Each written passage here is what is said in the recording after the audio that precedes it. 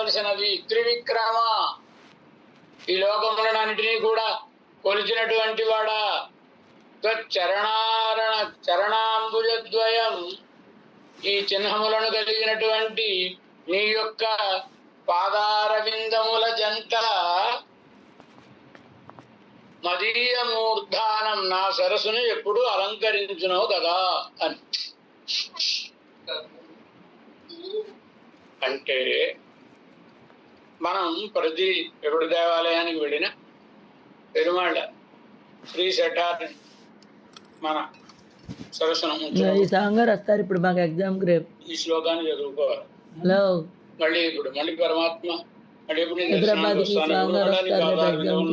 అలంకరిస్తాయో కదా అని దీన్ని స్మరించుకుంటూ శ్రీ శఠారిని శిరస స్వీకరించవలెను అనే సంప్రదాయం. అడుగుతున్నాను పెరుమాళ సన్నిధానానికి పెడితే అమ్మవారి సన్నిధానానికి పెడితే పద్మప్రియే పద్మిని పద్మహస్తే పద్మం మై సన్నిధత్స్వ అనేటువంటి శ్రీ సూక్తమంత్రం. దాన్ని అనుసంధానం చేసుకోవాలి. ఆమె బాధకులను శిరసను ఉంచినప్పుడు అనుసంధానం చేసుకోవాలి అనేటువంటిది సంప్రదాయం. ఈ శ్లోకంలో ఆడవందారులు పరమాత్మని కోరుకుంటూ మదీయ మూర్ధానం అలంకరిష్యతి, నా శిరస్సును అలంకరిస్తుందో కదా. కొన్ని చోట్ల పాపం దేవాలయంలో ఉండే అర్చకస్వామిని సంస్కృతం అసలు రాకపోయినా ప్రమాదం లేదు, ఏం చదువుకున్నా చెప్తుంది. కొంచెం వచ్చినటువంటి వాళ్ళు మనం ఇంకొకళ్ళ శిరస్సు మీద ఈ శఠారం చదివినాం కదా, అంటే మనం ఏం చదవాలి? తదీయ మూర్ధానం అలంకరిస్తుంది, నీ శిరస్సును ఎప్పుడు ఈ శఠారి అలంకరించినావు కదా అని అర్థం అనుకుని ఈ మదీయ మూర్ధానం అనే దాన్ని తదీయ మూర్ధానం అని చదవడం కూడా వినడం జరిగింది. చదవకూడదు. ఎందుకంటే ఇది వచ్చిన భక్తులతోటి మనం మాట్లాడడం కనుక పెరుమాళతోటి కనుక యామనోళ్ళు పెరుమాళతోటి ఆయన కదా త్రివిక్రమ అని సంబోధించి మాట్లాడుతున్నారు.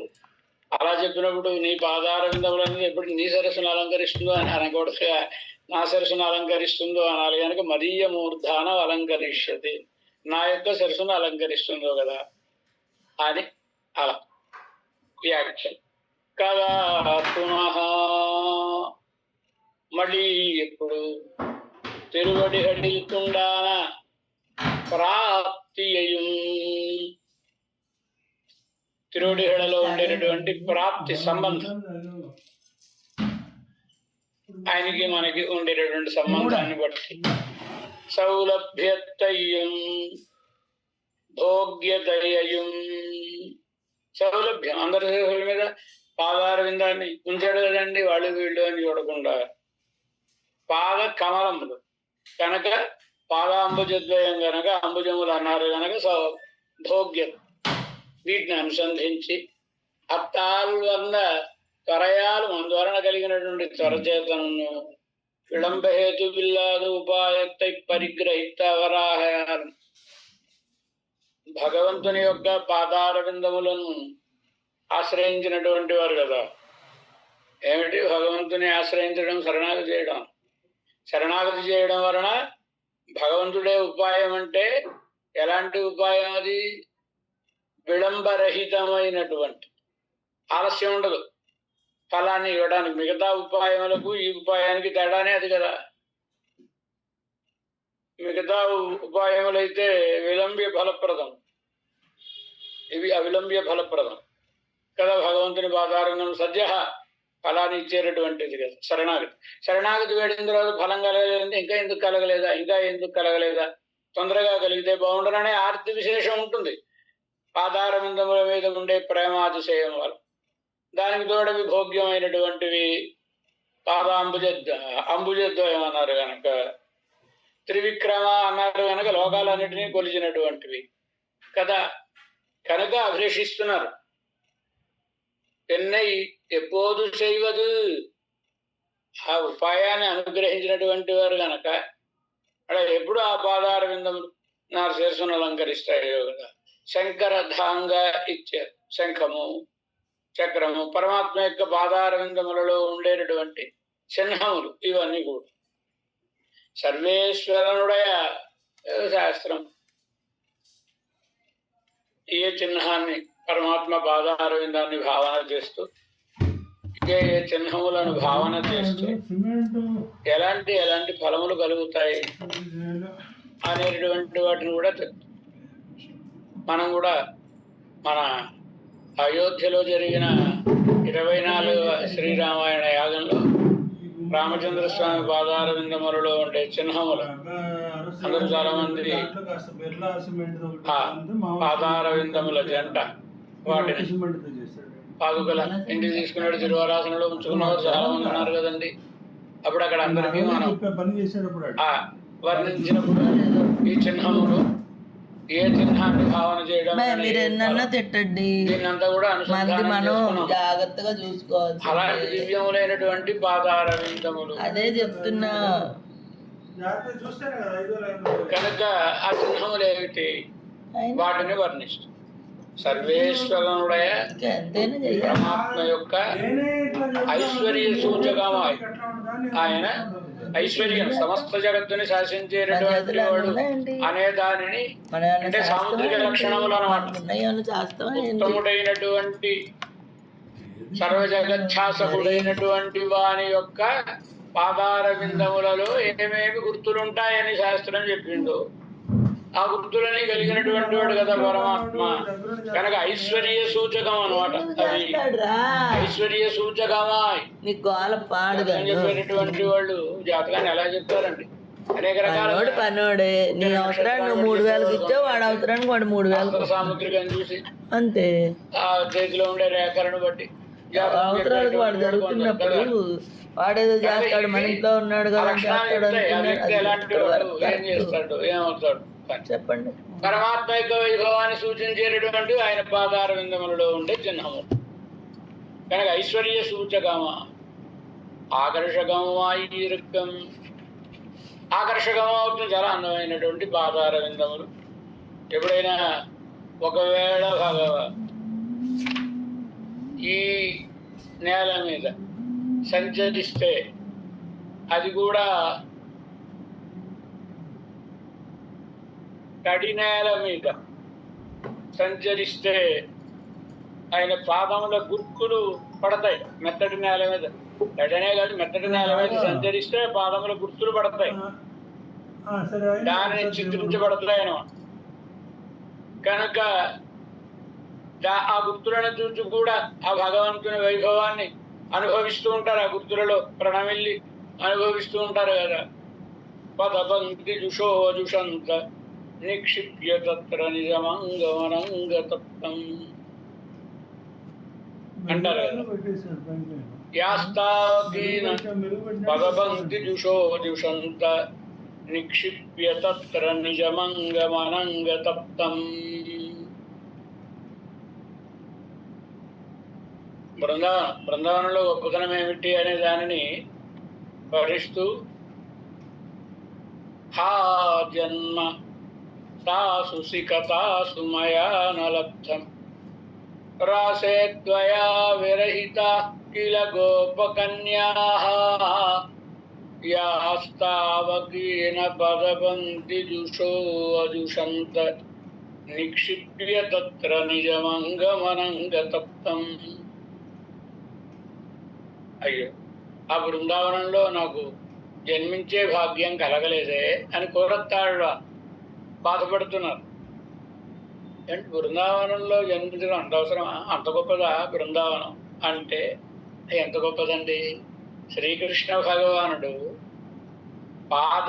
పాదుకలు లేకుండా నిరావరణమైన పాదములతో నడిచి వెడుతూ ఉంటే భూదేవి బృందావన భువి, పరమాత్మ పాదుకలు లేకుండా నడిచి పెడుతున్నాడు సుకుమార తరమైన పాదములతో. మనం గట్టిగా ఉంటేలాగా అని అసలు భూమి అంటే గట్టిగా ఉండడం అనేది దాని లక్షణం. కానీ ఆ గట్టితనాన్ని విడిచిపెట్టి మెత్తందనాన్ని పొంది పరమాత్మకు పరుపులా అయిందండి నడిచి పెడుతుంటే. సరే, మెత్తబడిపోయింది భూమి, నడిచి వెళ్ళాడు. ఆ గుర్తులు అలా చిత్రించబడ్డాయి, అడుగుజాడలు ముద్రింపబడ్డాయి అక్కడ. ఆ తర్వాత గట్టిపడింది. గట్టి పెడితే ఏమవుతుంది? ఆయన వెళ్ళిపోయిన తర్వాత గట్టి పెడితే అవి అలా ఉండిపోతాయి. ఆ చిహ్నాలు అలాగే గట్టి పడిపోయినప్పుడు ఉండిపోతాయి కదా.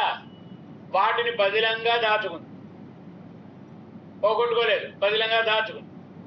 ఎందుకోసమని? భగవంతుడు నడిచాడండి నా మీద, ఇంతకంటే భాగ్యం ఏమిటి అనేది అద్భుతం. ఇంక మళ్ళీ అలా అలా పెడుతూ భాగవతంలో కూడా కనుక జయతి తేధికం జన్మనావ్రజ శ్రేయత ఇందిరా శశ్వదత్రహి. గోపికా గీతాల్లో చెప్తారు కదండి, అధికం వ్రజ జయతి. ఈ వ్రజం అందరికంటే అన్నిటికంటే గొప్పదిగా. ఎప్పుడైనా గొప్పది అనగానే దేనికంటే అనే ఒక ప్రశ్న వెంటనే వస్తుంది. వైకుంఠం కంటే గొప్పది. వైకుంఠంలో పెరుమాళ్ళు ఎప్పుడు, భగవంతుడు ఎప్పుడు పాదుకలు తొడుక్కోకుండా నడవడండి, ఆయన ప్రభువు కదా. కానీ గొల్లపల్లిలో కృష్ణ భగవానుడు పాదుకలు లేకుండా నడిచాడు. కానీ ఈ భాగ్యం వైకుంఠానికి మాత్రం ఉందా? ఆయన పాద స్పర్శన పొందిన భాగ్యం బృందావనానికి ఉంది కనుక ఏ వైకుంఠమా, ఏంటి గొప్పతనం, నాకంటే గొప్పదానివా అని ఈ చిహ్నములను చూపిస్తోంది అంటారు కదా. ఆ చిహ్నములలో తర్వాత ఆయన అన్వేషించుకుంటూ వచ్చిన గోపికలు ఇవాన్యధిక లగ్న అని అంటారు.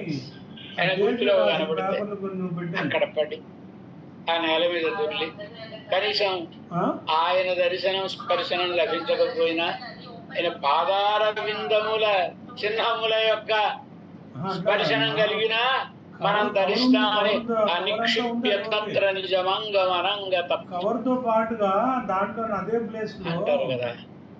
అంచేదా ఆయన యొక్క పాదార విందముల చిహ్నములు పరమ ఆకర్షకములే, పరమ ఆనందజనకములవి ఉంటాయి. కనుకనే అలాంటి వాటిని ఇక్కడ ప్రార్థిస్తున్నారు. సర్వేశ్వరనుడయ ஐஸ்வர்ய சூச்சகமாய் ஆகர்ஷகமாய் இருக்கும் திருவடிகளோட்டை சம்பந்தத்தாலே இவர் தலைக்கு ఆభరణముమాయ్. వీరి శిరస్సుకి అపాదార విందములను శిరస వహించేవారు కనుక వీరి శిరస్సుకి ఆభరణం, తలకి ఆభరణం ఏమిటండి? పట్ట కిరీట దుష్టం అప్యుత్తమాంగం జ్ఞానావేన్ ముకుందం. భాగవతంలో మహర్షి చెప్తున్నాడు ఏమని? పట్ట కిరీట దుష్టం అంటే గొప్ప గొప్ప వాళ్ళు కిరీటం పెట్టుకుంటారండి. కిరీటానికి సరస్సుకి మధ్యలో, కిరీటం అంటే బంగారం, బంగారం అంటే మెత్తగా ఉండదుగా, పుచ్చుకుంటుంది కదా. పుచ్చుకోకుండా ఉండడానికి పట్టం, ఓ వస్త్రం కట్టి ఆ వస్త్రం మీద ఈ కిరీటాన్ని పెట్టుకుని ఉంటారు. అలా ఉండేటటువంటి పట్ట కిరీట దుష్టం అపి అంటే సంపన్నుడు. మాట్లాడతారేంటి? ఈ ఎంత గొప్ప కిరీటం, కూర్చొని మాట్లాడతారు, ఇటు కూర్చొని మాట్లాడతారు. భగవంతుని పాదార విందముల దగ్గర నమస్కారం పెట్టకపోతే భారహ, ఈ శరీరానికి అది బరువు, ఆ సరస్సు బరువు. సరస్సు వల్ల ఏం ప్రయోజనం లేదు. భగవంతుని నమస్కారం పెడితేనే ప్రయోజనం. కులశేఖరుడు ముకుందమారుడు కనుకనే మూర్ధన్ నమ అధోక్షజం. ఓ శిరస, నీకు నేను నమస్కారం పెట్టి ప్రార్థిస్తున్నానే, ఆ భగవంతుడికి నమస్కారం పెట్టవే. దిక్వే కీర్తయ కేశవం మరరిపం చేతో భజ అని అవకాశం ఉంటే మనకి, ఒకవేళ అంటే 30వ తారీఖుని మనం ఈ భగవద్ విషయం ప్రారంభించుకుందాం అనుకుంటున్నాం కనుక వాళ్ళు ఈ లోపల స్తోత్రరత్నం అయిపోతే ముకుందమాలను కూడా ఒకసారి అనుసంధానం చేసేసుకున్నాం. ఆ లోపులోనే చేసుకుంటే 2 స్తోత్రములను మనం అర్థానుసంధానం చేసుకున్న పూర్తి లభిస్తుంది. 2 నిత్యానుసంధేయములైనటువంటి స్తోత్రములే, విధిగా 2 చదువుకోవలసినటువంటి స్తోత్రములు. ఎందుకంటే ఇవేదో పాండితీ గరిమతో చెప్పినటువంటి స్తోత్రములు కాదు, ప్రేమతో చెప్పిన స్తోత్రం. ఆ స్తోత్రంలో ఆ ప్రేమ ఉంది కనుక అర్థం తెలియకపోయినా మనం అనుసంధానం చేస్తున్న ఒక అలౌకికమైన ఆనందం మనకు కలుగు. అంటే కారణం వారి ప్రేమ అంతా అందులో ఉంది, ఆ స్తోత్రంలో ఉంది. ఇప్పుడు తెలుగులో చూసుకున్న కవిత్రయం వారి భారతం ఉంది, పోతన గారి భాగవతం ఉంది. ఎంత తేడా ఉంది! నిజానికి కవిత్రయం వారి భారతం ప్రౌఢం. వారు చాలా గొప్ప విద్వత్త కలిగినటువంటి మహానుభావులు. భారతమును సోమయాజి పలుకుట చేసి ప్రయోగం విషయంలో ఏది ప్రామాణ్యం అంటే, తిక్కన గారు మాట్లాడాడంటే, పద్యం చెప్పాడంటే అది ప్రమాణమే. అంతకంటే ఇంక వేరే ప్రమాణం అక్కర్లేదు, అది శాస్త్రీయం అన్నారు. అలాంటి గొప్పది గ్రంథం మహాభారతం కవిత్రయం. అయినా తెలుగుదేశం అంటే రాష్ట్రాలు కాదండి, తెలుగు వాళ్ళని, తెలంగాణ అయినా ఆంధ్ర అయినా ఏదైనా తెలుగు వాళ్ళకి పోతన గారి భాగవతం నోట పట్టినట్లుగా కవిత్రయం వారి భారతం నోట పట్టలేదుగా. పల్లెల్లో ఎక్కడ చూసినా పోతన గారి భాగవత పద్యాలు నోటికి వచ్చేసి ఉంటాయి. వాళ్ళు అక్షరాస్యులైనా నిరక్షరాస్యులైనా, అక్షరం చదవడం రాకపోయినా ఆ చిన్నతనం నుంచి ఆ పెద్దవాళ్ళ పద్యాలు చెప్తూ ఉంటారు. ఆ పద్యాలు వీళ్ళకి నోట వచ్చేస్తాయి. హాయిగా ఆనందంగా అనుసంధానం చేసుకుంటారు. ఎందుచేత వాళ్ళది జ్ఞానం, ఎనిమిది భక్తి అండి పోతన గారి. ఆ ప్రేమంతా రంగరించి అందులో పోసేసాడు కనుక ఆ పద్యం చదువుతుంటే మనకి ఒక అపూర్వమైన ఆనందం కలుగుతూ ఉంటుంది. ముకుందమాల అట్లాంటిదే, స్తోత్రరత్నము అట్లాంటిదే. కనుక శిరస్సుకి సార్థక్యం ఎప్పుడు అంటే పరమాత్మ పాదుకలను శిరస వహించినప్పుడు, పాదారవిందములను శిరస వహించినప్పుడు. కనుక ఇవర్ తలైக்கு ఆభరణమాయ్, వీరి శిరస్సుకి ఆభరణమై శేషత్వ లక్షణమాయ్. శేషత్వ లక్షణం పరమాత్మ పాదారవిందములను శిరస వహించడం అనేది శేషభూతు లక్షణం.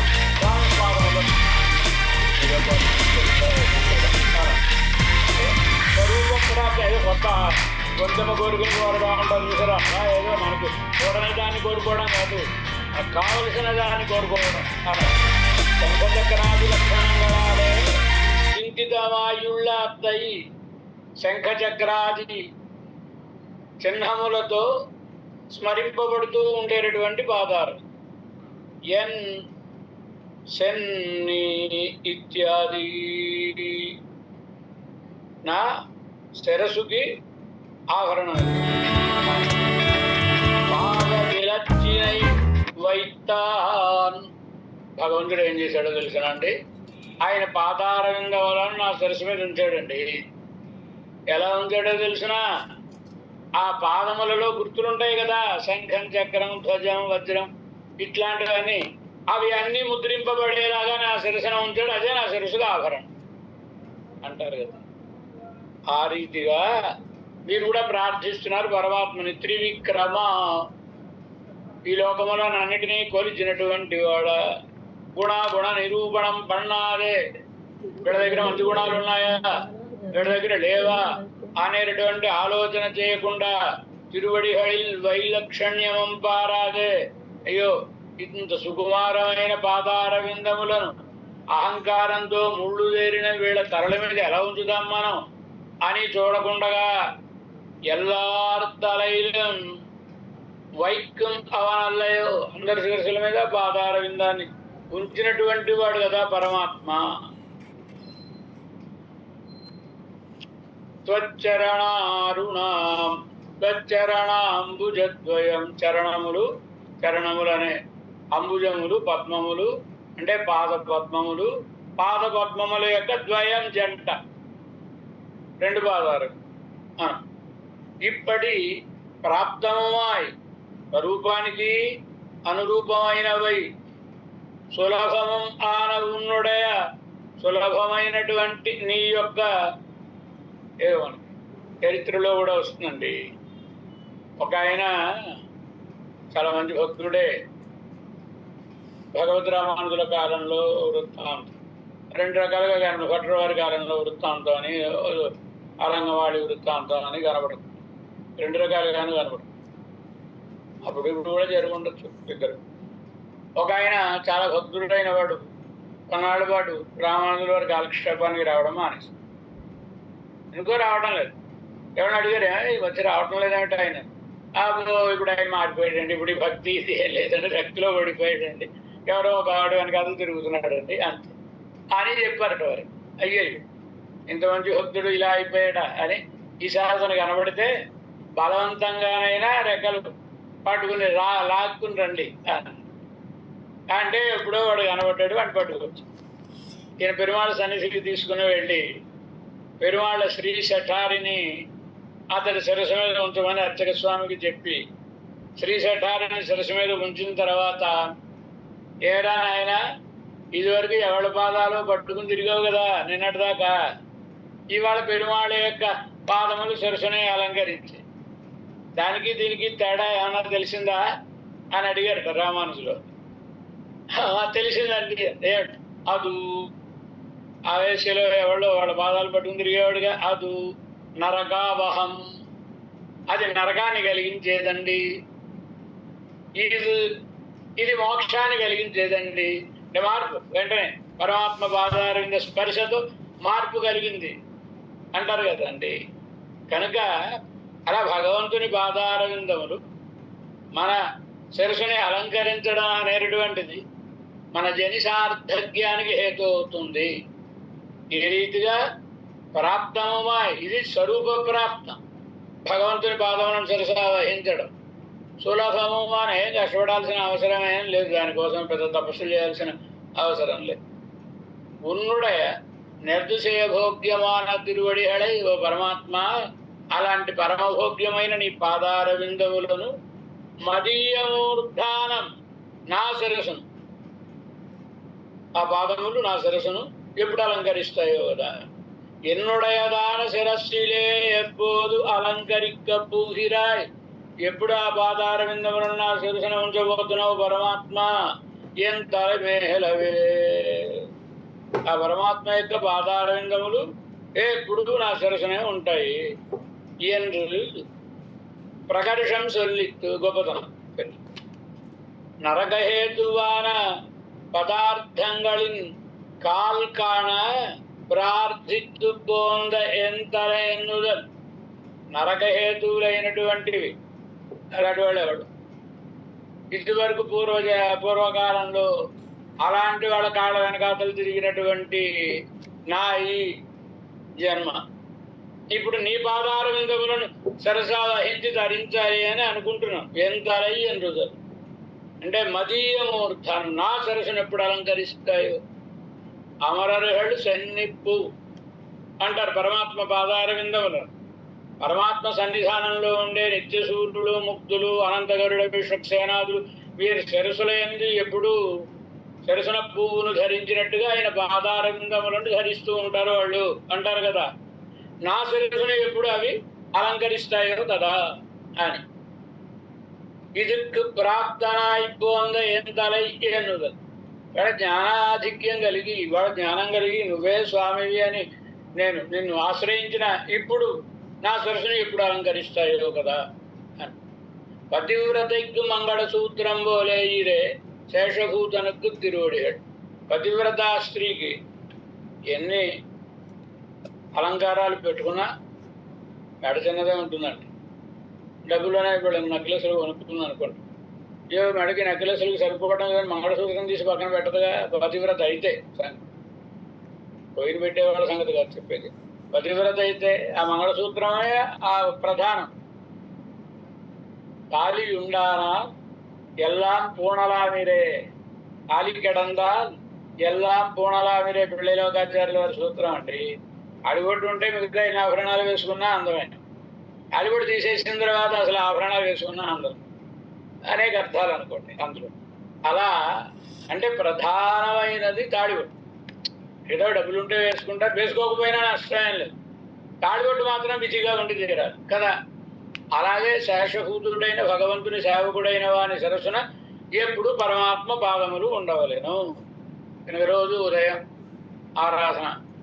ఆరాధనానికి ముందు స్నానం చేసి మడి బట్టలు కట్టుకున్న తర్వాత పెరుమాళ తిరువడి ఏ దేవాలయం నుంచైనా తెచ్చుకున్నటువంటి రంగనాథుడు మరొకడు తనకి ఇష్టదైవం ఎవరైతే ఉంటారో వారి తిరువడిహళ్ళని ఓ వస్త్రం మీద దించడం, లేదా ఏవో ఎండు పాదుకలు ఏవో పాదుకలు పెట్టుకుని వాటి మీద స్పృశింపజేసుకోవడం చేసుకుని రోజు శిరస్సున ధరించడం అనేది ప్రాప్తం. ఇది శేషభూతుడైనటువంటి వాడు చేయాల్సిన పని కదా. కనుకనే ఆడవందారులు కూడా మదీయ మూర్ధానం కదా పునః అలంకరిష్యది నా శిరస్సును మళ్ళీ ఎప్పుడు అలంకరిస్తాయో కదా నీ పాదార విందములు అంటున్నావు. నువ్వెప్పుడు అలంకరింపజేస్తావు కదా అని. திருவடிகள் போலே மேமூர்த்தி பாதி என்று தந்தலையிலே நேர்மைக்கு உடலாக ஸ்வசம்பந்தம் అత్తలైకు ఏద్దామా சொன்னார். ఏమంటారు? జన్మూర్ధిమే శృతిశిరస్సు చ భాతి యస్మిన్ అస్మన్ మనోరథ పథః సకలస్య మేహతి స్తోష్యామి న కులధనం కులదైవతం తత్ పాదారవిందమరవింద విలోచనస్య అన్నారు కదా. అరవింద విలోచనస్య పాదారవిందం, అరవింద నేత్రుడైనటువంటి పరమాత్మ యొక్క పాదారవిందములు వేదములలో ప్రకాశిస్తూ ఉంటాయి, నా శిరసున ప్రకాశిస్తూ ఉంటాయి అన్నారు కదా. దానినే ప్రార్థిస్తున్నారు. మేమూర్తిని భారతి ఎందు తంతలైలే நீர்மைக்குடலாக స్వసంబంధం అత్తలైకు ఏద్దమాహచ్చున్నార్.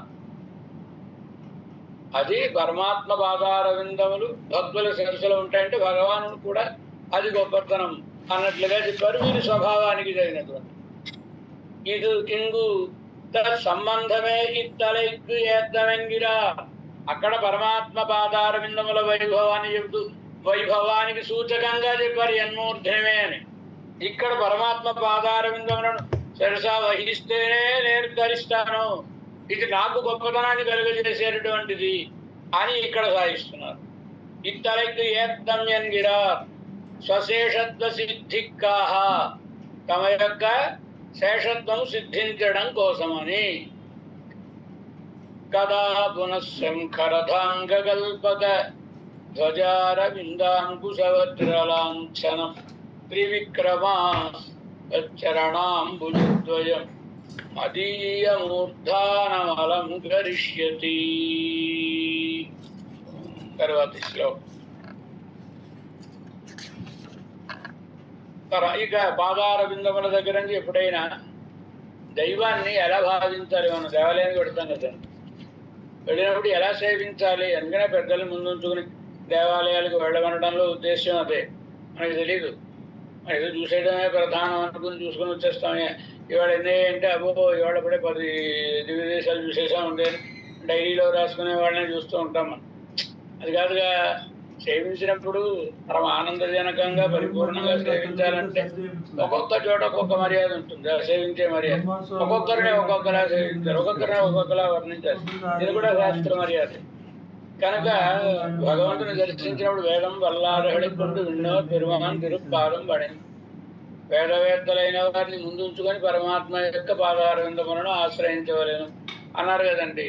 అక్కడ దేశంలో వెళ్ళినప్పుడు అక్కడ ఎవరో ఒకరు ఉంటారు, కలుస్తారు, ఆ స్థలానికి సంబంధించి అన్ని తెలిసినవారు. అలాంటి వారిని ముందుంచుకుని పెడితే ఎటు నుంచి దాసోహం సమర్పించాలి, ముందు ఎలా వెళ్ళాలి, ఎలా రావాలి, ఇదంతా చెప్తారు వాళ్ళు, లేకపోతే మనకు తెలియదు కదా. అలా పరమాత్మని దర్శించినప్పుడు ఎలా దర్శించాలో శాస్త్రం చెప్తుంది. ఆ పీఠాన్ మౌళి పర్యంతం పశ్యత పురుషోత్తమం పాతకాన్యాసు నశ్యం కిం పునఃస్తూపపాతకా. పాదపీఠం దగ్గర నుంచి ప్రారంభించి కిరీటము వరకు పరమాత్మను సేవించవలెను. కాట్టవే కండ పాద కమలం నల్లాడై ఉంది தேட்டரும் உதரவந்தம் திருமார்பு கண்டம் செவ்வாய் வாட்டமில் கண்கள் மேனி முனியேறி தனி புகுந்து பாட்டினால் கண்டு வாழும் பாணர்கள் పరవినోమే. తిరుప్పాణియాళ్వార్ పంచమవర్ణంలో జన్మించిన ఆయన అయితేనే పరమాత్మ కటాక్షం కలిగింది అని నేను దర్శనం ఇవ్వాలనుకుంటున్నాను, తీసుకుని రండి అన్నారు. లోకసారంగముని భుజముల మీద కూర్చోబెట్టుకుని తీసుకొచ్చారు, ఆయన్ని దర్శించారు. ఆయన ఎలా దర్శించారో క్రమం. కాట్టవే కండ పాదకమలము, ముందు పాదకమలముల దగ్గర నుంచి తేట్టరం ఉదరబంధం తిరుమార్లు కంఠము, భగవాను యొక్క తిరువధరములు, తిరునేత్రములు, కిరీట, ఇలా ఇది క్రమంలో కదా సేవించారు. ఇది భగవంతుని మనం సేవించినప్పుడు పాదపీఠము దగ్గర నుంచి కిరీటం దగ్గర సేవించాలి. కిరీటం దగ్గర నుంచి పాదపీఠం దగ్గర కాదు.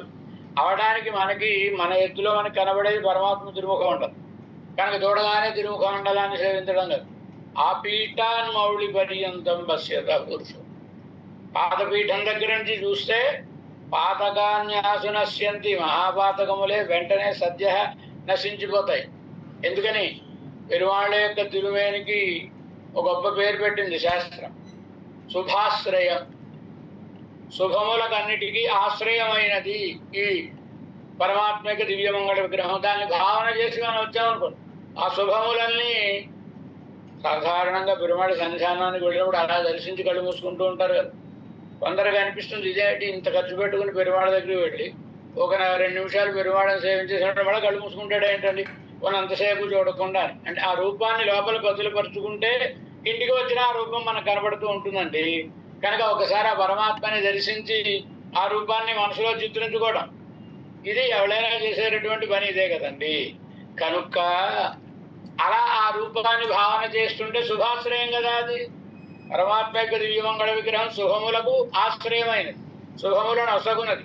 అది ఎప్పుడు మన హృదయంలో ఉందో మనకి శుభాలను ఇస్తూ ఉంటుంది. కనుక పరమాత్మని సేవించినప్పుడు పాతకాన్ని యాసునశ్యంతి, మహాపాపములే పోతాయంటే కింపున స్తూప పాతకా చిన్న పాపముల సంగతి చెప్పాలా? కనుక పాదాది కేశం, పాదముల దగ్గర నుంచి కేశముల వరకు పరమాత్మను సేవించుట పద్ధతి కదండి. ఇప్పుడు పాదారవిందములను సేవించారు,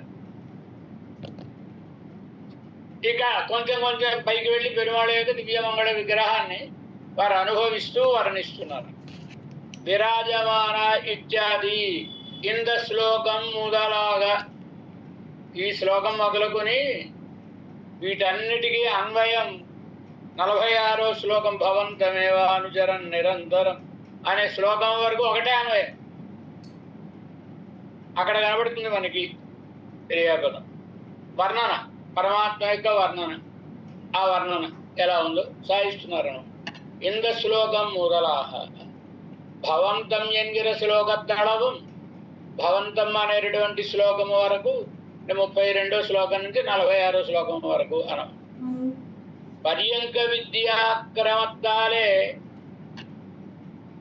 అవయవ ఆభరణ ఆయుధ మహిషి పరిజన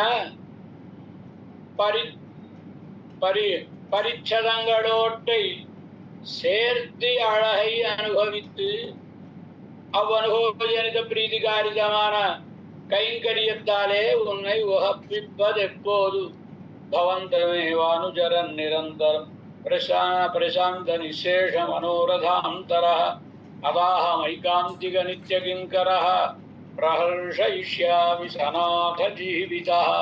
46వ శ్లోకం. ఇలాంటి నిన్ను పరమాత్మ ఎప్పుడు నేను నీ కైంకర్యం చేసి నిన్ను ఆనందింపజేయుదును కదా అని అక్కడ అభిలాష.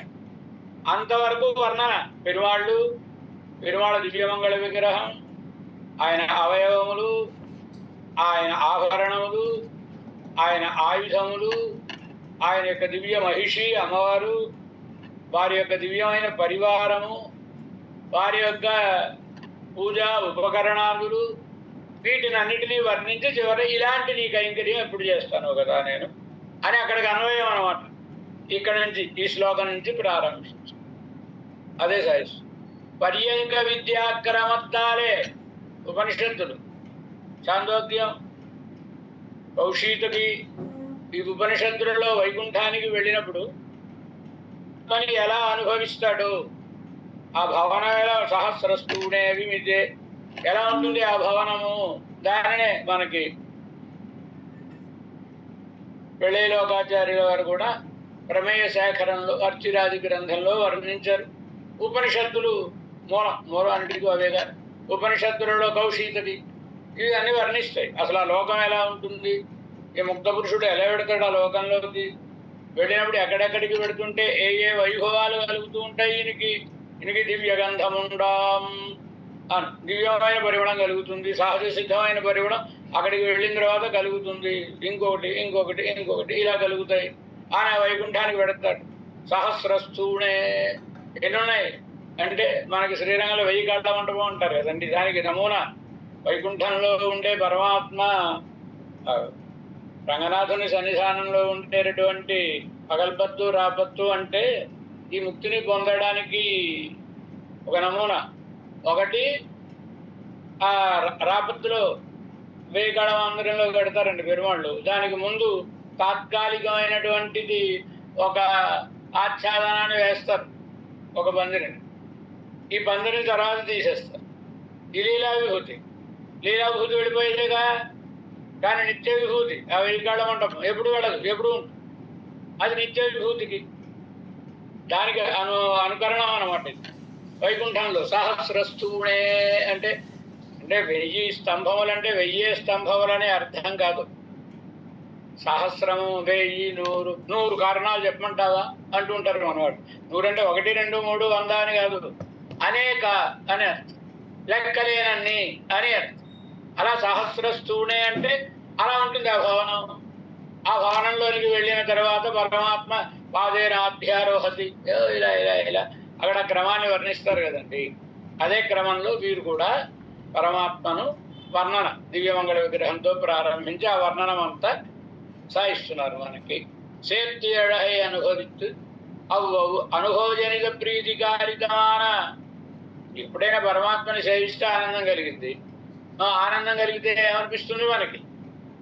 ఆయన చూడగానే ఇది మనం ఏమైనా సేవ చేస్తే బాగుంటుంది అనిపిస్తుంది. అది ఇదే విధి చెయ్యాలి మనం అనుకుని చేయడం కాదు, ప్రేమతోటి చెయ్యకుండా ఉండలేక చేయడం అనమాట. అలా ప్రీతికారితమాన కైంకర్యత్తాలే.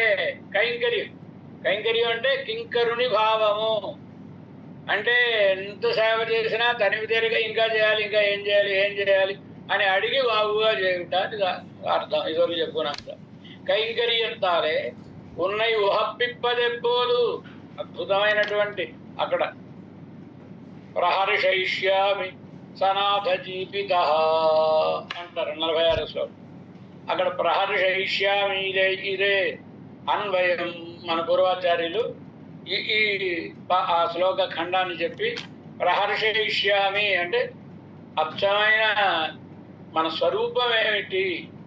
పరమాత్మకి సేవ చేయడం ఒకటే కాదు. సేవ చేసేస్తే సరిపోతుందా?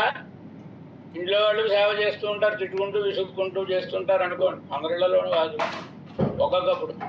అదేమైనా ఆనందజనకంగా ఉంటుందా? చేయించుకునేవాడికి ఉండదుగా. మరి చేసేటప్పుడు ఆనందంగా చేయాలి.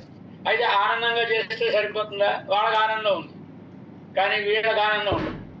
కొందరికి భక్తి ఎక్కువైపోయి పాతాలు గట్టిగా పడుతుంటే వాడు కుయ్యం వర్రం అంటుంటే ఆనందమా? ఇది ఆనందం కాదు. అసలు ఎందుకు మనం ఆయనకి సేవ చేయాలి? ఎప్పుడైనా ఏ సేవ అయినా సేవ చేయించుకునేవాడి ఆనందమునకు వినియోగపడాలి తప్ప సేవ చేసేవాడి ఆనందం కోసం కాదు. చేయించుకునేవాడి ఆనందానికి ఉపయోగపడితేనే సేవ అనబడుతుంది.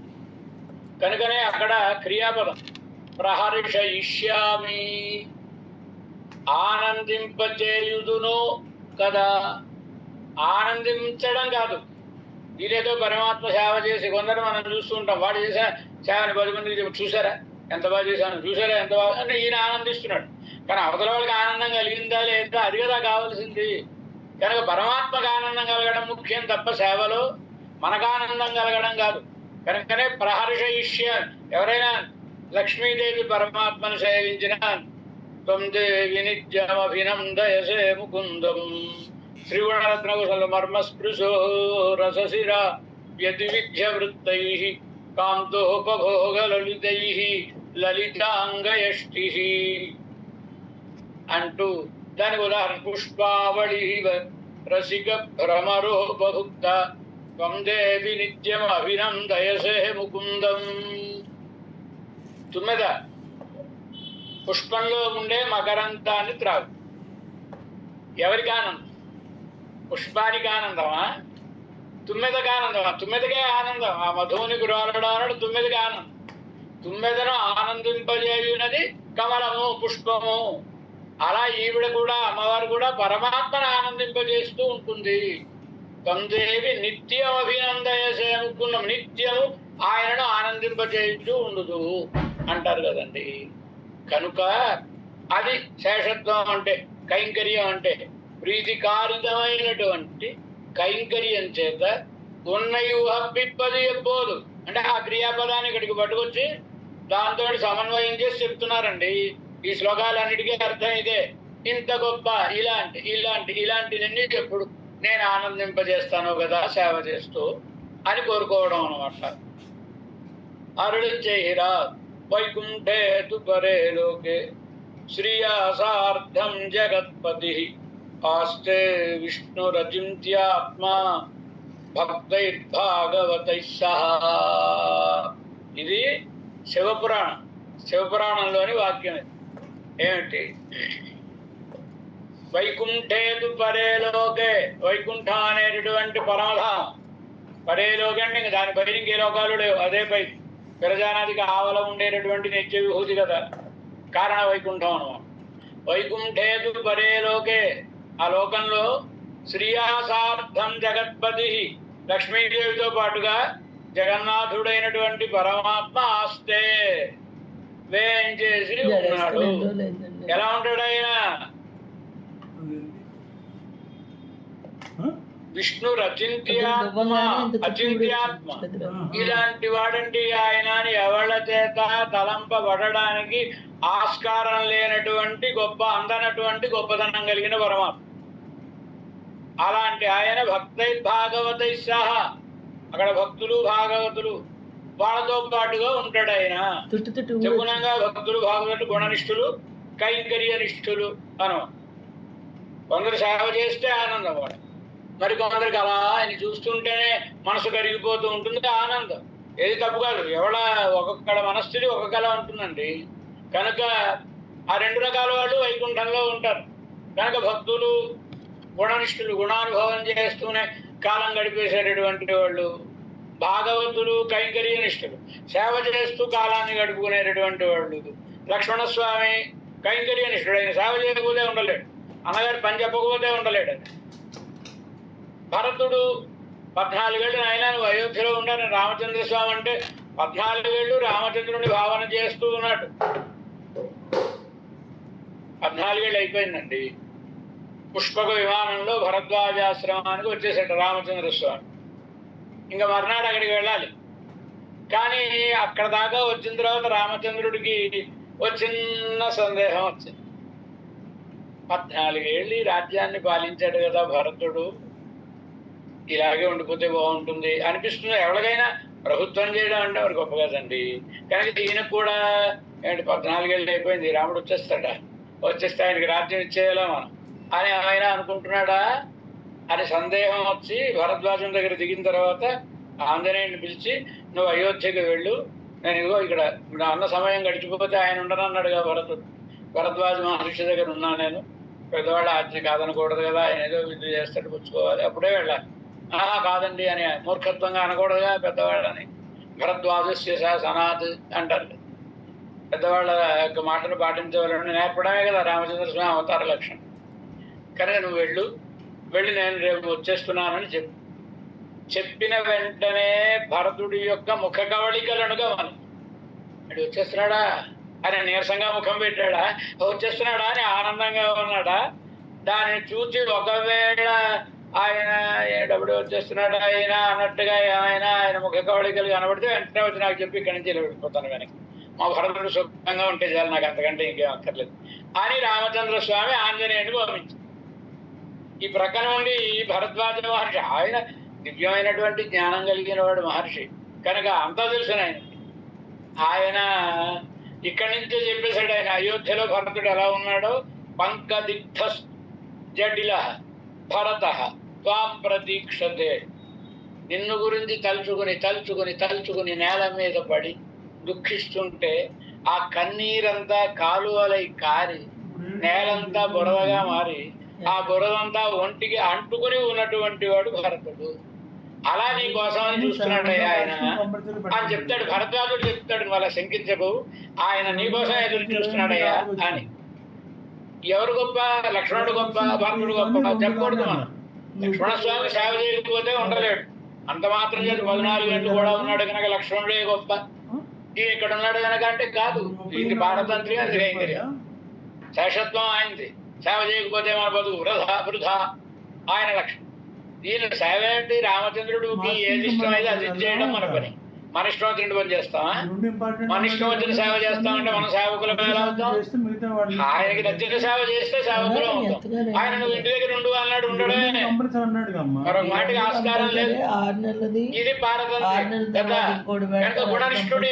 మరి 14 ఎలా ఉన్నాడంటే ఆయన చూసి సేవ చేసి ఎంత ఆనందాన్ని పొందాడు. రామచంద్రుడిని మనసులో భావన చేసుకుని అంత ఆనందాన్ని ఈయన పొందుతాడు. ఈ లోకంలోనే కాదు ఆ లోకంలోనూ ఉంటారు వాళ్ళు. ఒక ఆయన గుణనిష్ఠులు కొందరు, కైంకర్యనిష్ఠులు కొందరు,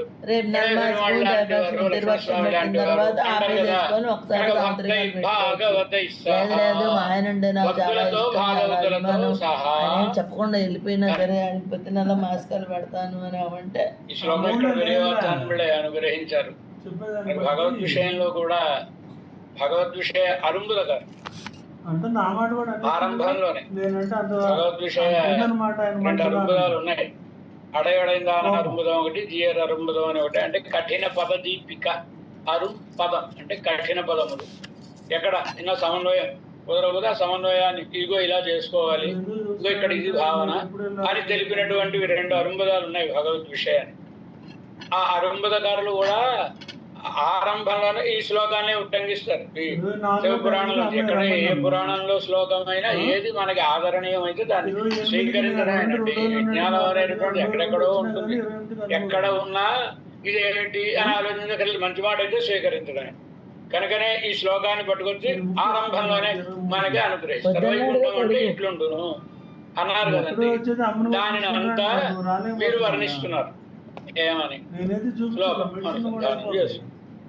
విరాజమానోజ్వల పీఠ విరాజమాన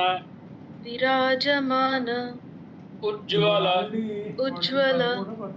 పీతవాససం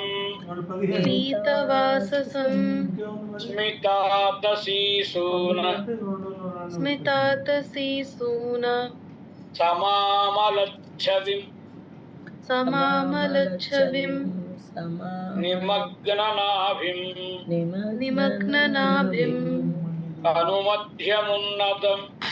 తనుమధ్యమున్నతం విశాల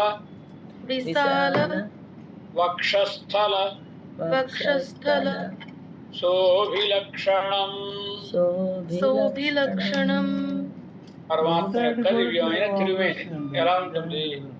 విరాజమాన బాగా మనకు దర్శనమిస్తూ శోభాతిశయంగా ఉన్నటువంటి ఉజ్వల పీతవాససం, ఉజ్వలంగా ప్రకాశిస్తూ ఉండేటటువంటి పీతాంబరం. పరమాత్మ పీతాంబరధారి, పీతాంబరాన్ని ధరిస్తాడు కదండి.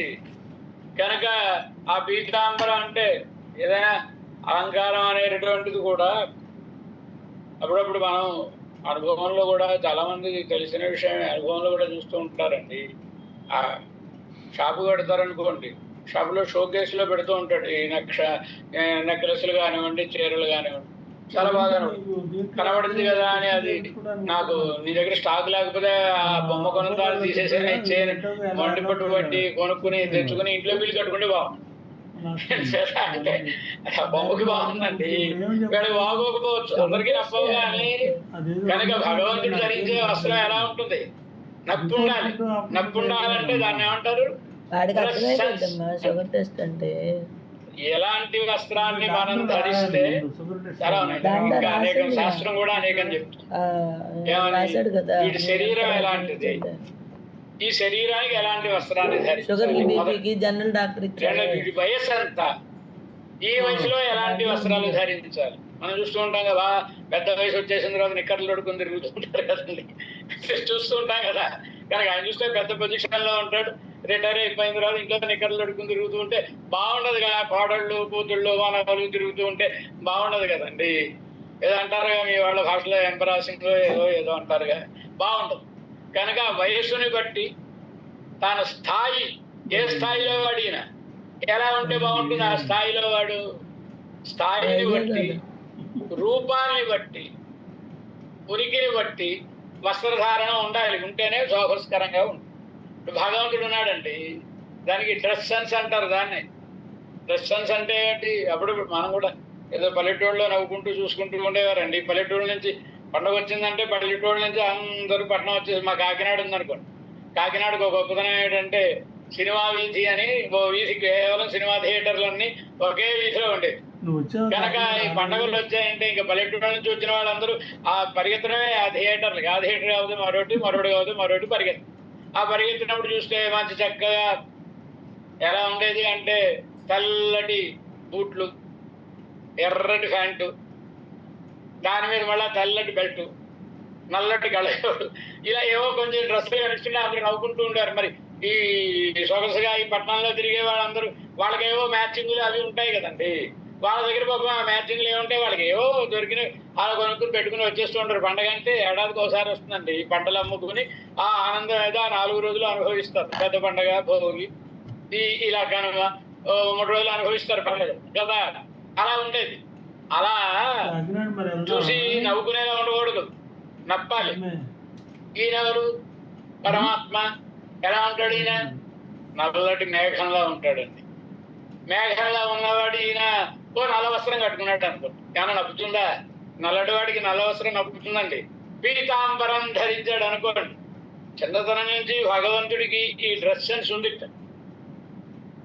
చాలా అందంగా చెప్తారండి. బలరామ శతకంలోనూ చెప్తారు, కాసుల పురుషోత్తమ కవి చెప్పాడు అనుకోండి. వెలలేని కరవోని వలువ జ్యేష్ఠునకిచ్చి పీతాంబరం వీవు కట్టినావు. కాసుల పురుషోత్తమ కవి, ఆంధ్రనాయక శతకం. ఈ పూర్వకాలంలో ఏంటి, ఇంటికి బట్టల మూటలు పట్టుకొచ్చారండి. ఇలా షాపులు ఇవి అక్కడ వెళ్ళి కొనడాలు కాదు, ఇంటికే బట్టల మూటలు పట్టుకొచ్చారు. పట్టుకొచ్చినప్పుడు మరి అన్నదమ్ములు ఇంట్లో పిల్లలు 2 ఉన్నారు కదండి, బలరామస్వామి ఉన్నాడు, కృష్ణ భగవాన్. ఆ మూట విప్పగానే పిల్లల దగ్గరికి చేరుతారు కదా. చేరిన తర్వాత పాపం బలరాముడు పెద్దవాడే అవడానికి, పెద్దవాడే కానీ ఆయనకేం స్వాతంత్ర్యం లేదు. కృష్ణ భగవానుడు చిన్నవాడే కానీ ఈయనే అంతా డిసైడ్ చేసేవాడు ఈయనే. కనుక ఈయన చూసి నీలం వస్త్రం ఒకటి తీసి, అన్నయ్య నువ్వు తెల్లగా ఉంటావు కనుక ఇంకో ఈ వస్త్రం అయితే నీకు పట్టొచ్చినట్టు కనపడుతుందని ఆ నీలాంబరం ఆ అన్నగారికి. ఈయన మాత్రం మంచి పట్టు పీతాంబరం ఈయన తీసుకున్నాడు. ఎందుకంటే నేను నల్లగా ఉంటాను కనుక నేను మళ్ళా నల్ల వస్త్రం కడితే బాగుంటుంది, కానీ పీతాంబరం కడితే నాకు సౌహస్కరంగా కనిపిస్తుంది అని అలా వెళ్ళలేని కరవోని వలువ జ్యేష్ఠునకిచ్చి పీతాంబరం వైతే ఈగుదాల్చి అంటారు కదండి. అలా డ్రెస్ సెన్స్ కూడా ఉండాలి. భగవంతుడు ఎలాంటి వస్త్రం ధరిస్తాడండి? పీతాంబరధారి. అద్భుతమైన మాట. అవతరించినప్పుడు కూడా పీతాంబరం సాంద్ర పయోధ సౌభగం. ఈ లోకంలోకి వచ్చిన పీతాంబరధారి, ఆ లోకంలో ఉన్న పీతాంబరధారి. అంటే పరమాత్మ వహించినవన్నీ కూడా ఒక్కొక్క తత్వాన్ని, ఒక్కొక్క క్రియాకలాపాన్ని మనకి తెలిపేటటువంటివి. కనుక పీతవాససం, పీతాంబరం, పీతం అంబరం ఏనా అని అర్థంట. చమత్కారంగా చెప్తారు. ఒక్కొక్క దాన్ని లయం చేసుకుంటూ భూమిని నీటిలో కలిపి, నీటిని నిప్పులో కలిపి, నిప్పును వాయువులో కలిపి, వాయువును ఆకాశంలో కలిపి, ఆ ఆకాశాన్ని మింగేసేవాడు ప్రళయకాలంలో అయిన. పీతం అంబరం ఏనా కనుక పీతాంబరం అంటే అర్థం అది. దీన్ని సూచించేటటువంటిది పీతాంబర సరత్వం అనేటటువంటిది. కనుక విరాజమానోజ్వల పీతవాససం, ఉజ్వలంగా ప్రకాశిస్తూ ఉండేటటువంటి పీతాంబరము కలిగిన వాడు. స్మితాదశీసూన సమావలచ్చవిం, స్మిత వికసించినటువంటి, చిరునవ్వు నవ్వడం అండి. పుష్పం ఎప్పుడు నవ్వుతుంది? చంద్రుడు ఉదయిస్తే నవ్వుతుందండి, సూర్యుడు ఉదయిస్తే నవ్వుతుందండి. అంటే ఆయన కమల బాంధవుడు గనక, వాడికి బంధువు గనక. స్మిత అంటే చిరునవ్వు నవ్వుతున్నంటే వికసించిన అని అర్థం. పుష్పానికి చిరునవ్వు అంటే వికసించ.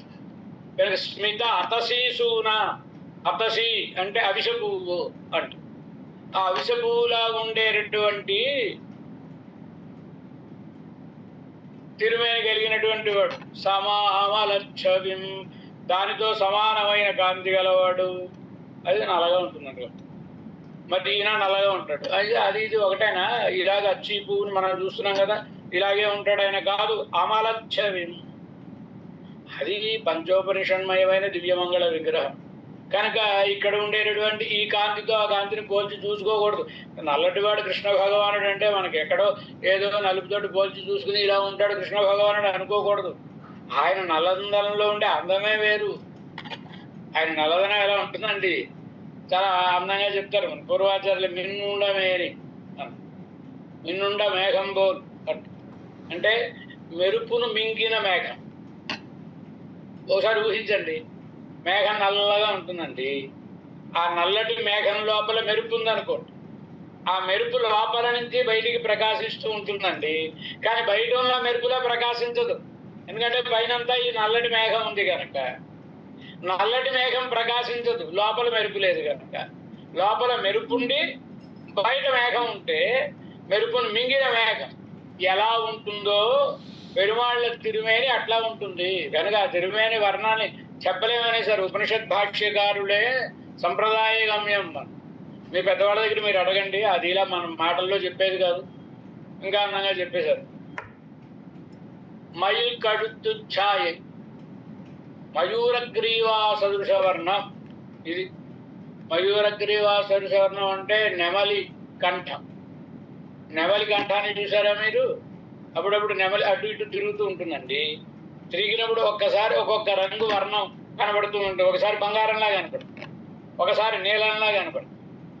స్వచ్ఛమైన బంగారం మీద కూడా ఒక నీలి డాగులా కనపడుతూ ఉంటుంది. సూర్యరశ్మి పడితే ఒక్కొక్కప్పుడు నీలి డాగులా కనపడుతూ ఉంటుంది.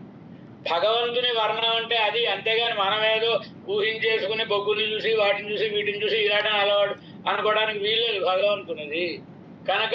అమలచ్చవిం, అమలచ్చవిం అంటే ఏ దోషము లేనటువంటి కాంతి, పెరుమాళ యొక్క తిరుమేని కాంతి. ఏదో మనకి కొంచెమైనా బోధపడాలి కనుక స్మితాత శ్రీసూర సమామలచ్చవిం అని వర్ణి. తర్వాత నిమగ్న నాభిం, సన్నగా లోపలికి పోయి ఉండేటటువంటి నాభిని గలవాడు. ఇవన్నీ కూడా ఉత్తమ పురుష సాముద్రిక లక్షణం. ఉత్తమ పురుషుడైన వాడు ఎలా ఉన్నాడు? మా స్వామివారు ఎప్పుడు వర్ణిస్తూ ఉండేవారు. పిడికడ నడుము, విశాల వక్షస్థలం అని వర్ణిస్తూ ఉండేవారు రామచంద్ర స్వామి. అది అలాంటి లక్షణం కలిగిన వాడు పరమాత్మ. నిమగ్న నాభిం, తను మధ్యం ఉన్నతం, విశాలమైన ఎత్తుగా ఉన్నటువంటి వక్షస్థలం కలిగినటువంటి వాడు. విశాల వక్షస్థల శోభి కౌస్తుభం, శోభిలక్షణం, విశాలమైనటువంటి వక్షస్థలంతో శోభించుట అనే లక్షణమును కలిగిన తిరుమేని. నీలమేనియు నిరకొండజన్నంజినయే కోలమామణియారము ముత్తుత్తామము ముడివిల్లదోరెడి నీలమేనియో నిరకొండజన్నంజినయే తిరుపణియాడు. ఎందుకు రంగనాథుడిని దర్శించారంటే మనం ఇప్పుడు వెళ్ళి దర్శనం చేసుకుని వచ్చేసినట్టుగా దర్శనం కాదు. అలౌకికమైన దర్శనాన్ని భగవంతుడు వారికి ఇవ్వాలనుకున్నాం కనుక వారు దర్శించారు. మనం వెళ్ళి దర్శించామని ఎవరైనా అడగండి, రంగనాథుడికి ఎన్ని చేతులు అని అడగండి. రెండే చేతులు, ఒకటి ఇలా పెట్టుకున్నాడు, ఒకటి పాదాలకు ఇచ్చారు అంతే, పవళించినటువంటి రంగనాథుడు. కానీ తిరుప్పాడే ఆడవాళ్ళు వారి వర్ణనలో ఎలా ఉంటుంది? భగవంతుడు శంఖచక్రములను రెండింటినీ ధరించి ఉన్నటువంటి రంగనాథుడిని దర్శించారు వారు కనుక. భగవంతుడి యొక్క శ్రీ పారమాయ పడవిని పద్దరుతు కోలమామణి ఆరము ముత్తుత్తాము అని భగవంతుడిని వర్ణిస్తూ, భగవంతుడు ఎలా ఉన్నాడు ఆయన అంటే శంఖచక్రధారి వారికి దర్శనం ఇచ్చాడు. అంటే అర్థం ఏంటి? మనం దర్శించినటువంటి ఆయన కాదు, వారికి దర్శనం కలిగింది అలౌకికమైన దర్శనం. దర్శనమైన వెంటనే పాదంలో చేరిపోయారండి ఆయన కనుక. భగవంతుడు అలాంటి దర్శనాన్ని ఆయనకి ఇచ్చినాడు అని కదా. కయ్యినా సూరిశంగ్ ఆనరాడియ మెయ్యనార్ విరయార్కమన్నిన్నుడి ఎమ్మయ్యనార్ అణియరంగనార్ ఆరవి నడమిషమేయమాయనార్ చెయ్యవాయయ్యో ఎన్నై నెంజెం కవరందదువే. అక్కడ వాసుడు ఏమంటున్నారు వారు ఆ పాసురంలో భగవంతుడిని వర్ణిస్తూ? కైనార్ సురిశంగన రాజర్, చేతులలో నిండి ఉన్నటువంటి సుదర్శనం పాంచజన్యం కలిగినటువంటి ఆయన రంగనాథుని అలా దర్శించారు ఆయన. అవునండి, దానికి ఇంత అర్థం చెప్పక్కర్లేదు. ఉత్సవమూర్తి అలాగే ఉంటాడుగా నంబెరుమాళ్ళు. నంబెరుమాళ్ళని దర్శించి వర్ణిస్తున్నారు ఈయన అనడానికి లేదు. అరాబినాణమిశమేయమాయన, ఆదిశేషుడి మీద పవళించినటువంటి పెరుమాళ అంటే ఎవరు? ఉత్సవమూర్తులా ధ్రువమూర్తిగా? ధ్రువమూర్తిగా పెరుమాళ రంగనాథుడే కదా. మరి రంగనాథుడు వీరికి సుదర్శన పాంచజన్యధారి అయి కనబడ్డాడు. అది అలౌకికమైనటువంటి దర్శనం చేసిన వారికి వారి తిరుమేని అంతా అట్లా ఉంటుంది. అలా విశాల వక్షస్థల శోభి లక్షణం. ఇప్పుడు ఇదిగో ఈ వర్ణించినటువంటి వాటన్నిటితోటి శోభిస్తూ ఉండేటటువంటి వక్షస్థలము, వీటన్నిటినీ కూడా లక్షణముగా కలిగినటువంటి దివ్య తిరుమేని అని విరాజమానే ఇత్యాది. 14 కదా, 15 రేపు వస్తాడు 6 to 6:15. విరాజమాన అంటే ప్రకాశిస్తూ ఉన్నటువంటి ఇది తిరువడిகளை தலையிலே வைக்காமையுமோ என்ன அவ்வளவு போராது என்று సామాన్య శోభயை అనుభవిக்கிறார். ముందు సాముదాయిక శోభ. మనం ఒక 10 మీటర్ల దూరంలో సముద్రానికి వెళ్ళామనుకోండి, 10 మీటర్ల దూరం నుంచి సముద్రాన్ని చూస్తాం. మన కంటికి సముద్రం అంతా అలా కనబడుతుంది. ఆ తర్వాత దగ్గరికి వెడితే మన ఎదురుగుండగా ఎంత ఉందో అంతే కనబడుతూ ఉంటుంది. అంటే దగ్గరించిన కొద్దీ కొంచెం విషదంగా కనబడుతుంది. అప్పుడు సాముదాయికంగా కనబడింది కెరటాలతో. అక్కడికి వెళ్ళిన తర్వాత ఏ కెరటం ఎలా ఉత్తుంగంగా వస్తుంది అంతా దగ్గరికి వెళ్ళేటప్పటికి బాగా కనబడుతుంది. పరమాత్మ దర్శనం కూడా అంతే. సాముదాయికంగా ముందు దివ్యమంగళ విగ్రహాన్ని అంతటినీ వర్ణించి తర్వాత ఒక్కొక్క అవయవాన్ని విశేషంగా దగ్గర నుంచి దర్శించి అనుభవించుట అనేది ఆ ప్రక్రియలోనే ఉంటుంది. ముందు సాముదాయికంగా శోభను వర్ణిస్తున్నారు, తర్వాత ప్రత్యేకంగా వాళ్ళ వాటిని వర్ణిస్తారు.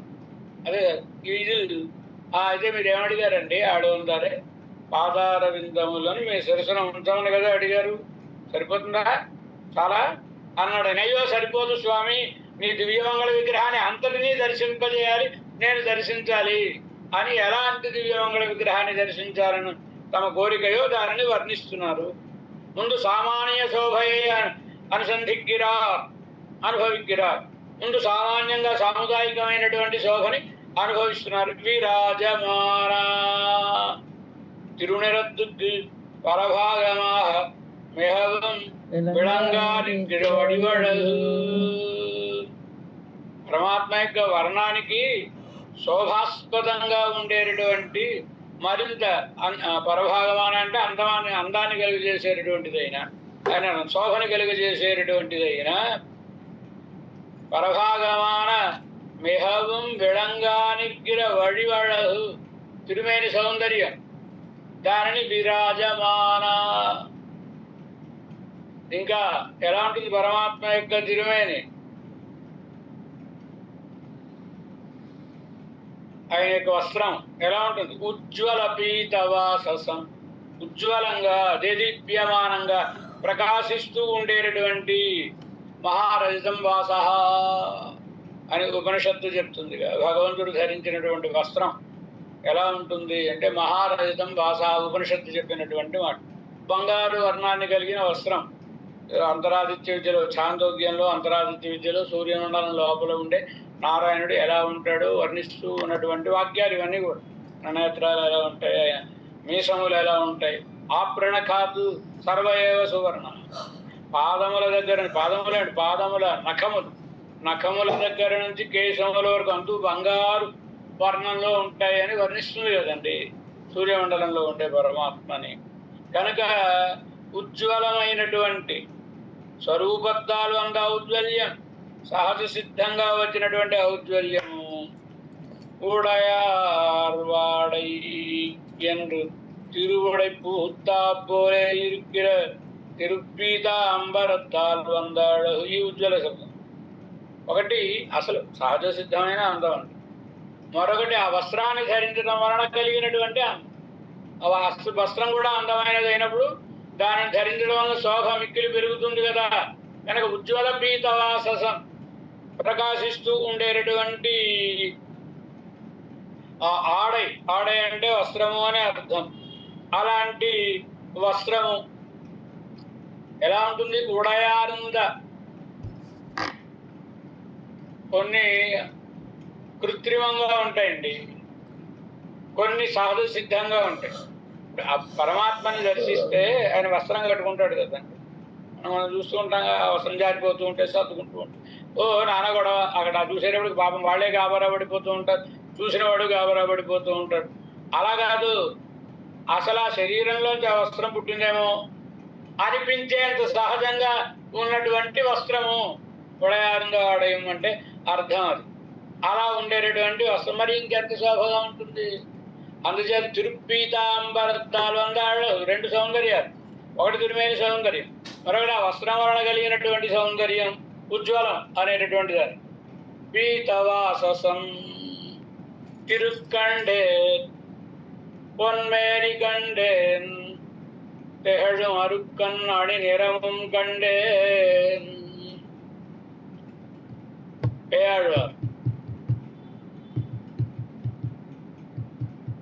పేయాళ్ళకి దర్శనం ఇచ్చాడండి పరమాత్మ తిరుక్కోవలూరులో.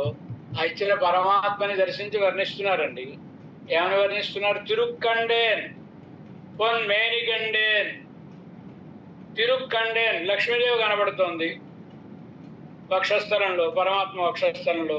పొన్మేని కండేన్ బంగారు రంగుతో ఉన్న ఆయన తిరుమేనిని చూచాను. ఎలా ఉంది ఆ బంగారంతో ఉండడం?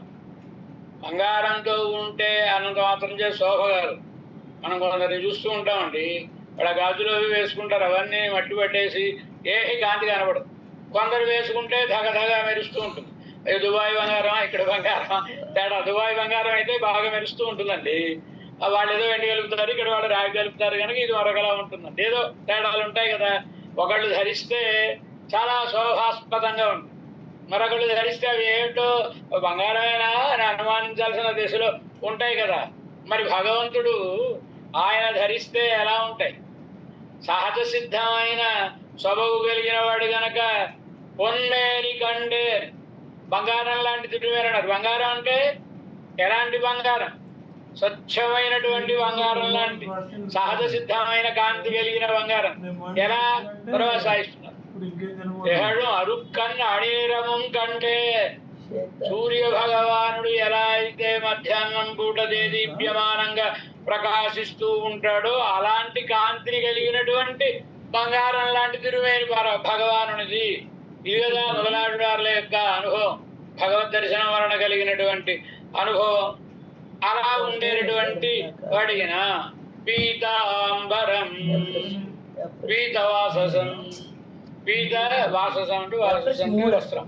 పీతవాససం నీళ్లు తాగినట్టు. దీనికి అర్థం ఏమిటంటే ఈశావాస్య ఉపనిషత్తు. ఈశావాస్య ఉపనిషత్తులో మొదటి మంత్రం ఈశావాస్యమిదం సర్వం యత్కించిత్ జగత్యాం జగత్ తేన త్యక్తేన భుంజీథాః మా గృధ కస్య స్విద్ధనం.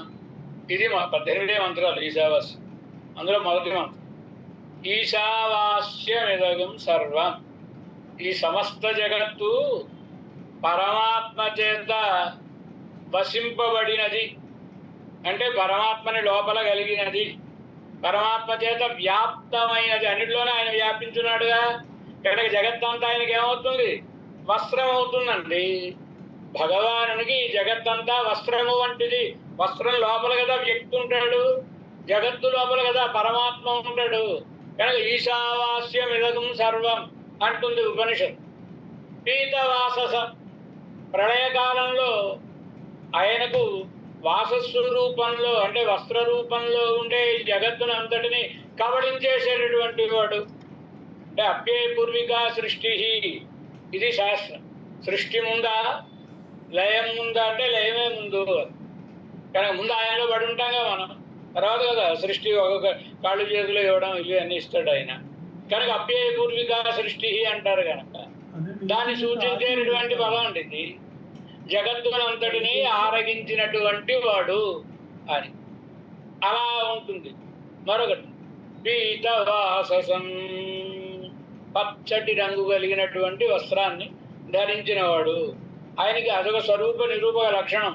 పేదహవాడెప్పిరానా పిరమ గురువాహి వందు అంటారు.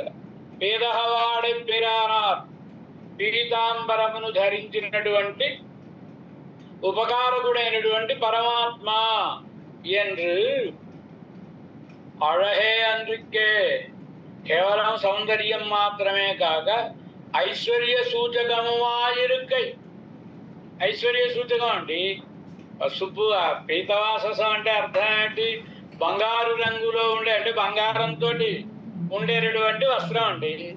మనం చూస్తున్నామా చీరలు అవి అని బంగారు పుట్టాలు మరోటి మనకే ఆ పార్టీ ఉంటే మరి భగవంతుడు ధరించిన వస్త్రానికి ఏం లోటండి. కనుక అలాంటి వాససం అంటే వస్త్రాన్ని బట్టి చూస్తే మరి అది ఎంత ఖరీదైన వస్త్రం దాన్ని బట్టి వ్యక్తిని అంచనా వేస్తారు. ఇంత విలువైన వస్త్రాలు ధరించాడంటే అబ్బో ఇలా ఉన్నవాడండి అంటారు కదండి. అలా ఐశ్వర్య సూచకమాన భగవంతుడు సమస్త జగత్తుని శాసించేటటువంటి వాడు అనే విషయాన్ని సూచించేటటువంటి వస్త్రం గనక పీతవాససం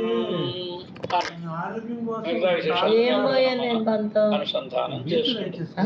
అసలు ఎందుకు మాట్లాడతారు మీరు ఇష్టం వచ్చినట్టు? మీ నోరు ఉంది కదా అని, మీ నోట్లో నాలుగు ఉంది కదా అని ఇష్టం వచ్చినట్టు మాత్రం మాట్లాడదు. చెప్తున్నాను నేను. ఏం పంతానికి పోయాను నేను? చెప్పు, ఏం పంతానికి పోయాను? నేను దేనికి రానన్నాను? ఎవరన్నా ఉన్నారా? మా నాన్న చచ్చాడు, నేను అక్కడికి రాను కొన్ని రోజులు అన్నా. అది కూడా అక్కర్లేదు అంటే నేను చస్తాను.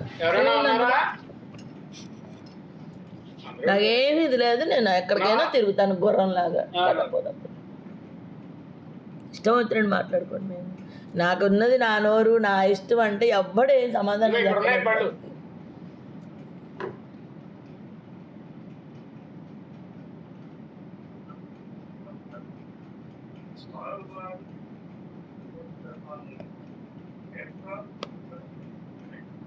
దర్శనం ఈ నవ్వుతో నా భవిష్యత్తు ఇట్లాంటి గోష్ఠి చాలా అందరం చాలా అదృష్టవంతులం. మన పూర్వులు ఎన్నో చేసిన పురాకృత పుణ్య విశేషం చేత ఈ గోష్ఠిలో మనం అన్వయించుకోగలుగుతున్నాం.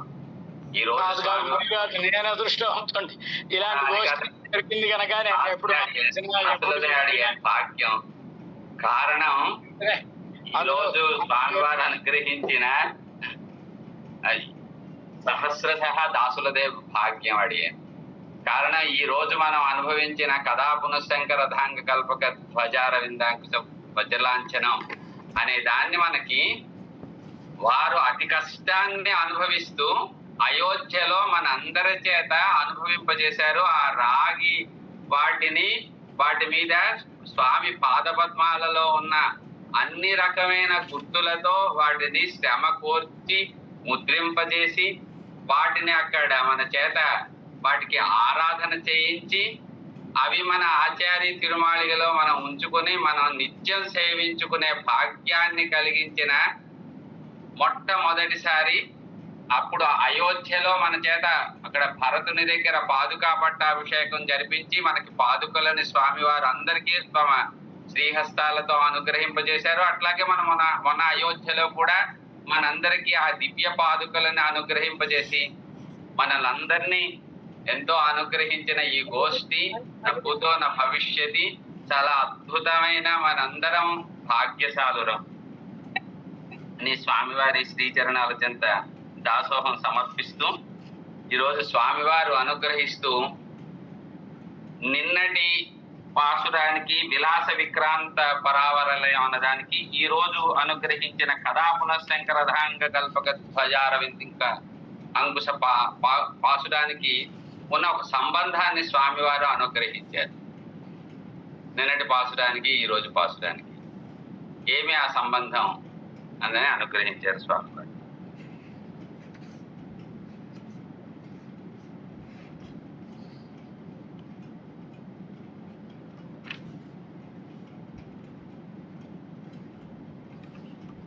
ఎవరన్నా హ్యాండ్ రైజ్ చేస్తే పిల్లలు అడుగుతారు.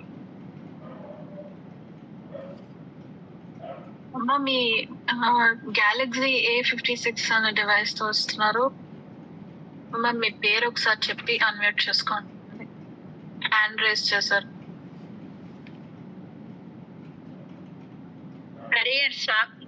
అడిగాను నేను నాన్నే అండి. అవునండి, మీ పేరు? గ్రంథి సుబ్బలక్ష్మి. అమ్మా చెప్పండి అమ్మా, చెప్పండి. నిన్న పాశ్రంలో స్వామి దర్శనం ఎలా చేసుకోవాలి అన్నది చెప్పారు. ఈ రోజు ఆ పరమాత్మ యొక్క స్పర్శనాన్ని కోరుకుంటున్నారు. అద్భుతం అమ్మా, అద్భుతం. నిన్న సాక్షాత్కరవాణి చక్షుష అని నిన్న దర్శనాన్ని ఈ రోజు దర్శించిన పాదుకలని తమ మూర్ధాన ఎప్పుడు కదా చాలా అద్భుతంగా గ్రహించారమ్మా. చాలా సంతోషం. తర్వాత స్వామివారు ఆచార్య అనుగ్రహం అమ్మ, కేవలం ఆచార్య.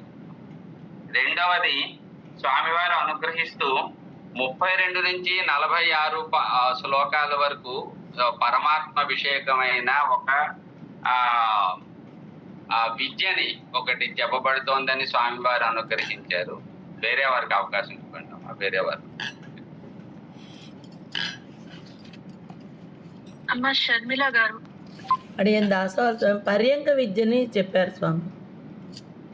అవునమ్మా, పర్యంక విద్య అనేది చెప్పబడుతుందని స్వామివారు అనుగ్రహించారు. ఇక్కడ స్వామివారు అనుగ్రహిస్తూ భక్తులు భాగవతులు అని అనుగ్రహిస్తూ వారికి ఉన్న లక్షణంలో ఉన్న తేడా ఏంటి అని ఒక ఇద్దరిని ఉదాహరణగా అనుగ్రహిస్తూ స్వామివారు అనుగ్రహించారు. భక్తులు భాగవతుల విషయాల్లో వారి లక్షణంలో తేడాన్ని అనుగ్రహించారు. అమ్మ బి శాంతి గారు.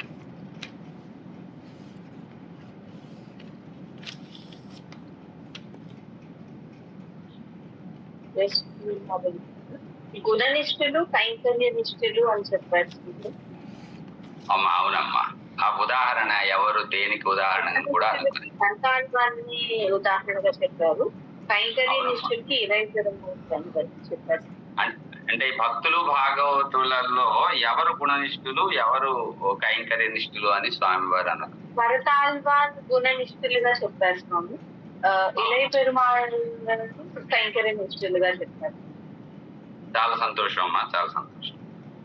స్వామివారు అనుగ్రహిస్తూ అద్భుతంగా స్మితాదశీన సమామలచ్చవి స్మితాదశీసూన సమామలచ్చవి మన దగ్గర ఒక అద్భుతమైన నిర్వాహాన్ని స్వామివారు అనుగ్రహించారు. అక్కడ ఒక స్వారస్యాన్ని అద్భుతమైన దీన్ని అనుగ్రహించారు. ఏమని అనుగ్రహించారు?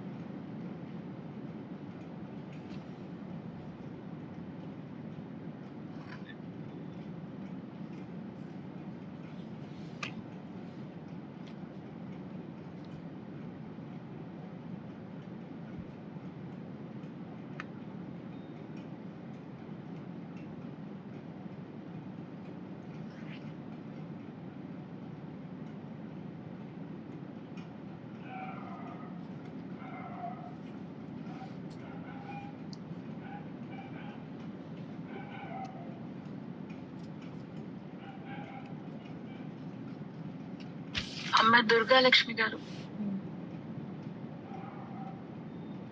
దాసోహం దేవుడు ఇక్కడ స్వామివారు అనుగ్రహిస్తూ పరమాత్మ వేణి కాంతి అవిసి పువ్వు చంద్రుడిని చూసి వికసిస్తుంది కదా, అలానే పుష్ప చంద్రుడిని చూసి వికసించినట్లుగా పరమాత్మ శరీరం కూడా ఆ కాంతితో మెరుస్తుంది అని చెప్పారు. అక్కడ ఒక స్వారస్యాన్ని స్వామివారు అనుగ్రహించారు.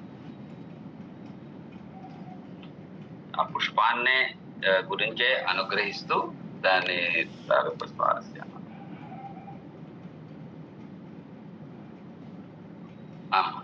మరొక ప్రశ్నకి వెళ్దాం. చివరి ప్రశ్న శోభారాణి గారు చెప్పండి అమ్మా. మెరుపుని మింగిన మేఘం అన్నారు స్వామివారు. అవునమ్మా అలాగే నల్లగా ఉంటాడని నల్లగా ఉండడు. ఈ మేఘాన్ని చెప్తూ లోపల మెరుపు ఉండిన మేఘం మెరుస్తుంది, ఉట్టి మేఘం మెరవదు అని వైభవాన్ని, స్వామి మేని సౌందర్య వైభవాన్ని అనుగ్రహించారు. తర్వాత చివరిగా ఆచార్యాజ్ఞతో ఉజ్వల పీతవాససం అనే దగ్గర ఆ అద్భుతమైన స్వారస్యాన్ని స్వామివారు అనుగ్రహించారమ్మా. 2 విధాలుగా అది ఏమి ఆ ఉజ్వల పదానికి అనుగ్రహిస్తూ ఉజ్వల పీతవాససం అనే దగ్గర స్వామివారు అనుగ్రహించిన విషయమైంది. వస్త్రం యొక్క సౌందర్యం, దేదీప్యమానం, ఐశ్వర్య సూచకం.